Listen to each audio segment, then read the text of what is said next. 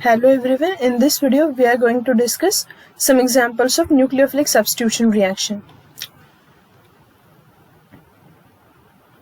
Nucleophilic substitution reaction NSR. अब देखो यहाँ पे अल्किल हैलाइड लिया हमने और इसको ट्रीट किया हमने AgCN के साथ। तो यहाँ पे प्रोडक्ट जो मिलेगा वो इस तरह से मिलेगा RN triple bond C isocyanide मिलेगा यहाँ पे और AgX बाय प्रोडक्ट में मिलेगा। और अगर आप इसी अल्किल हैलाइड को ट्रीट करते हो KCN के साथ तो आपको यहाँ पे साइनाइड मिलेगा RCN प्लस KX। अभी ऐसा क्यों होता है? तो देखो AgCN जो है उसमें जो बॉन्ड होता है वो कोवेलेंट बॉन्ड होता है। कोवेलेंट बॉन्ड होता है तो इजीली टूटेगा नहीं, तो वो नाइट्रोजन के जो लोन पेयर है वो नाइट्रोजन की साइड से अटैक करना चाहेगा यहाँ पे, ठीक है। और KCN जो है वो आयोनिक इन नेचर है। आयोनिक इन नेचर है तो K प्लस पे इस तरह से चार्ज आएगा और कार्बन पे निगेटिव चार्ज आएगा इस तरीके से। तो क्या हो जाएगा, ये CN माइनस कार्बन के थ्रू बॉन्ड बनाना चाहेगा, ठीक है। तो इस तरह से यहाँ पे RCN बनेगा अगर आप KCN के साथ ट्रीट करते हो, और अगर आइसोसाइनाइड बनाना है तो AgCN के साथ ट्रीट करना पड़ेगा। इसी तरीके से दूसरा देखते हैं हम। अगर आपने अल्किल हैलाइड लिया हुआ है और इसको आप ट्रीट कर रहे हो AgNO2 के साथ, और यहाँ पे इसी अल्किल हैलाइड को आपने ट्रीट किया KNO2 के साथ, NO यहाँ पे नेगेटिव चार्ज है। यहाँ पे जो KNO2 है वो आयोनिक इन नेचर है, तो वो क्या करेगा, यहाँ पे ऑक्सीजन के थ्रू बॉन्ड बनाना चाहेगा। तो यहाँ पे बनेगा RONO, नाइट्राइट बनेगा यहाँ पे, ठीक है। और जब आप इसको ट्रीट करोगे Ag के साथ, तो AgNO2 के साथ, तो यहाँ पे नाइट्रोबेंजीन, यहाँ पे नाइट्रो बनेगा, ठीक है। नाइट्रो अल्केन बनेगा, यहाँ पे नाइट्रो अल्केन फॉर्म हो जाएगा इस केस में। यहाँ पे भी रीजन सेम है क्योंकि ये आयोनिक है और ये क्या है, कोवेलेंट है। अब इसके बाद और कुछ एग्जांपल्स देखते हैं जिसमें हम ट्रीट करेंगे अल्कोहल को ROH और इसका कन्वर्जन हमें करना है RCl में, ठीक है। हाँ, तो इसके लिए कौन कौन से रिएजेंट यूज किए जाते हैं? तो देयर आर 3 रिएजेंट। एक तो PCl3 यूज किया जाता है, दूसरा रिएजेंट है PCl5 एंड तीसरा रिएजेंट है SOCl2 थायोनिल क्लोराइड। तो ये 3 रिएक्शन अब हम यहाँ पे देखेंगे कि किस तरीके से हम इस OH की जगह पे Cl को ला सकते हैं, ठीक है। हाँ, तो ये 3 रिएजेंट्स हैं और इसमें से मोस्ट प्रेफरेबल है SOCl2। उसका रीजन मैं आपको बताऊंगी मैकेनिज्म में। तो अब स्टार्ट करते हैं।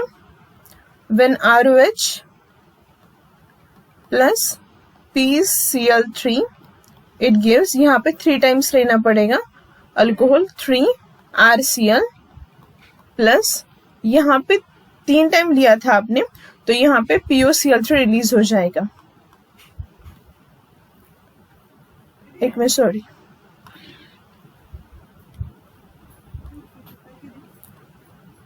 ROH लिया था, उसको ट्रीट किया हमने PCl3 के साथ। अब यहाँ पे ये 3 टाइम्स लिया है हमने, ओके। हाँ, तो आगे क्या हो जाएगा, यहाँ पे RCl बनेगा यहाँ पे 3 टाइम्स प्लस यहाँ पे H3PO3 बनेगा, H3PO3 बाय प्रोडक्ट बनेगा ये, ठीक है। हाँ, अब ये मैकेनिज्म किस तरीके से वर्क होगा वो देखते हैं, ठीक है। तो सबसे पहले यहाँ पे हमने लिया ROH और PCl3 PCl, यहाँ पे भी एक Cl और यहाँ पे भी एक Cl। ऑक्सीजन की जो लोन पेयर है वो क्या करेगी, अटैक करेगी Cl पे इस तरीके से। तो ये बॉन्ड टूटेगा, यहाँ से बॉन्ड टूटेगा तो यहाँ पे क्या हो जाएगा ROH, फिर फास्फोरस के साथ बॉन्ड बनेगा Cl प्लस यहाँ पे Cl माइनस रिलीज हो चुका है, ठीक है। यहाँ पे पॉजिटिव चार्ज है।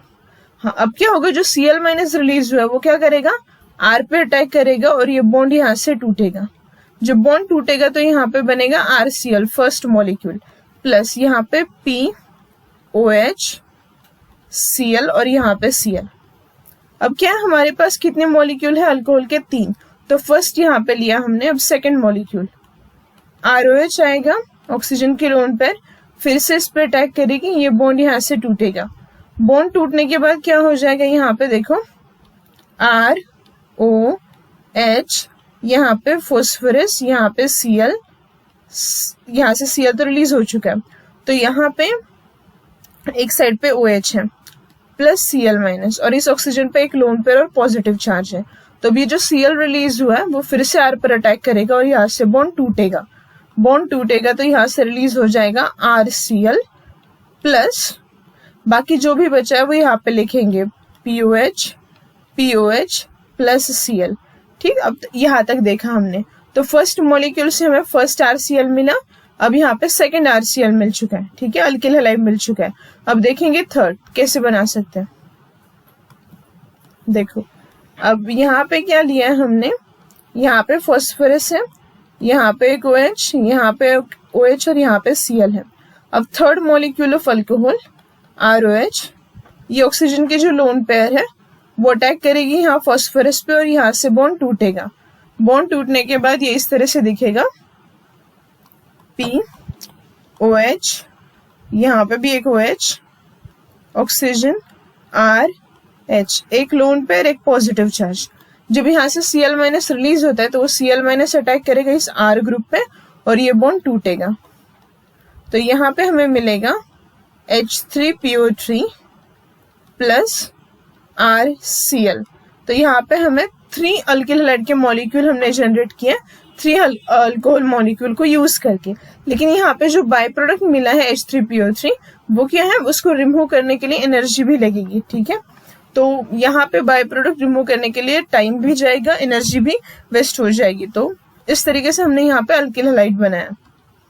नेक्स्ट देखते हैं PCl5 का मैकेनिज्म। देखो, आपके पास ROH है, आपने लिया यहाँ पे PCl5। PCl5 के साथ ट्रीट करने के बाद आपको यहाँ पे मिलेगा RCl plus POCl3 plus HCl, यहाँ से रिलीज हो जाएगा। ठीक, हाँ, तो अब ये जो मैकेनिज्म है किस तरह से वर्क करता है वो देखते हैं। सबसे पहले आपके पास है ROH प्लस फॉस्फोरस, इसके 5 Cl के बॉन्ड यहाँ पे,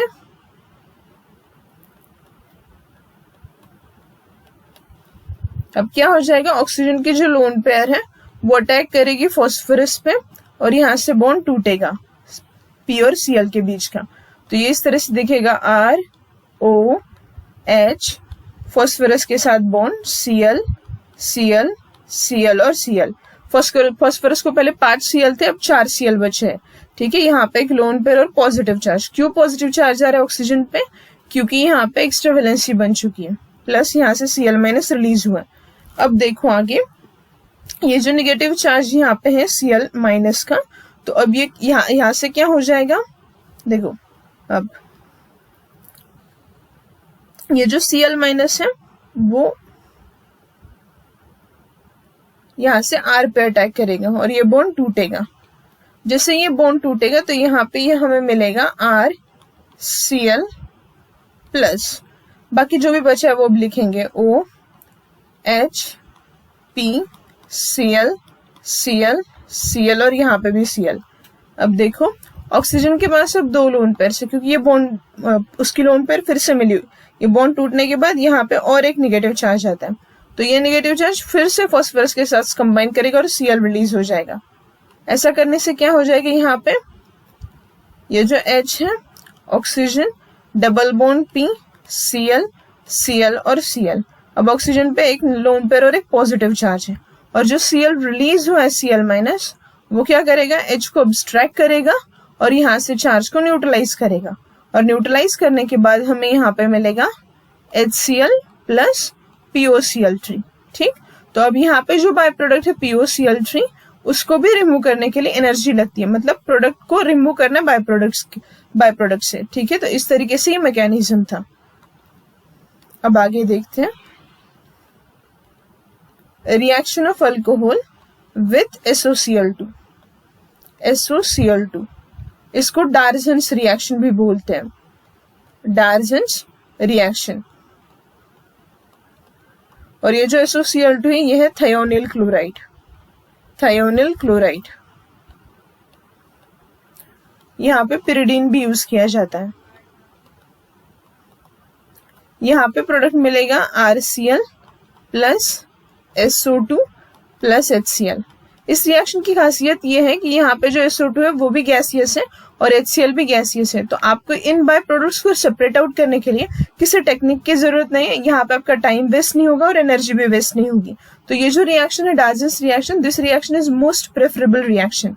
ये क्या है? मोस्ट प्रेफरेबल रिएक्शन है, मोस्ट प्रेफरेबल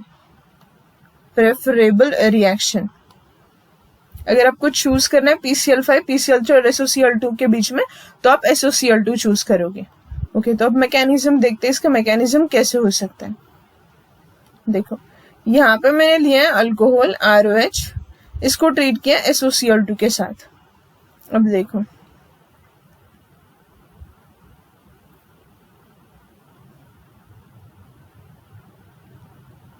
यहाँ पे एक Cl है, यहाँ पे एक Cl है और यहाँ पे डबल बॉन्ड है। ठीक है, हाँ। तो अब क्या हो जाएगा, जो ऑक्सीजन पे जो लोन पेयर है वो क्या करेगी, अटैक करेगी सल्फर पे।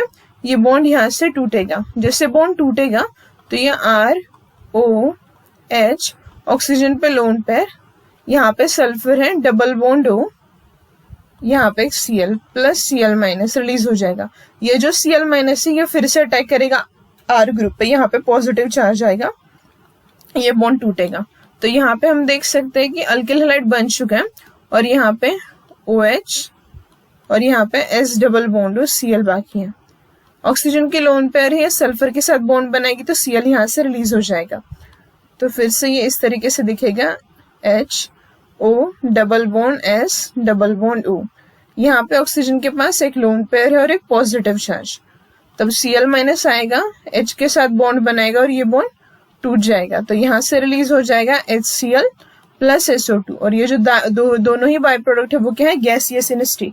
गैसियस होने की वजह से क्या हो जाएगा, वो यहाँ से आप वेसल ओपन करोगे तो क्या हो जाएगा, वो रिलीज हो जाएंगे और सिर्फ प्योर प्रोडक्ट बचेगा आपके वेसल में। तो आपको यहाँ पे बाय प्रोडक्ट रिमूव करने के लिए कोई टेक्निक की जरूरत नहीं है। तो ये मोस्ट प्रेफरेबल मेथड है।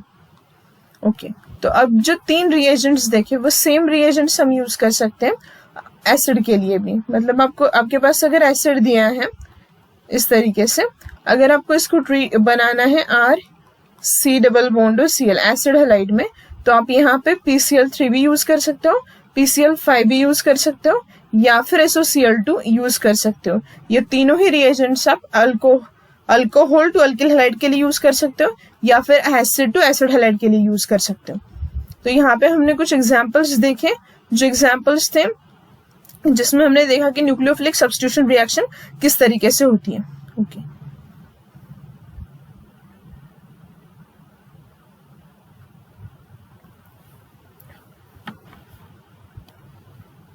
और एक रिएक्शन है जिसका नाम है हॉफमैन अमोनोलिसिस।